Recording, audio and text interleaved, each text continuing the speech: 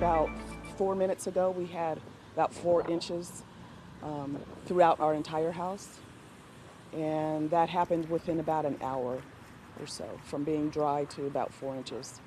For this storm, we didn't, probably like everybody else, thought it was just a tropical storm. And the last I heard, it was supposed to be about 2 inches, which we would never get water with 2 inches, but obviously that was incorrect. So we kind of quickly grabbed, all of the important stuff. Most everything was in one spot, so it wasn't too terribly bad. Got the animals, and then we're just trying to figure out, high ground to go to.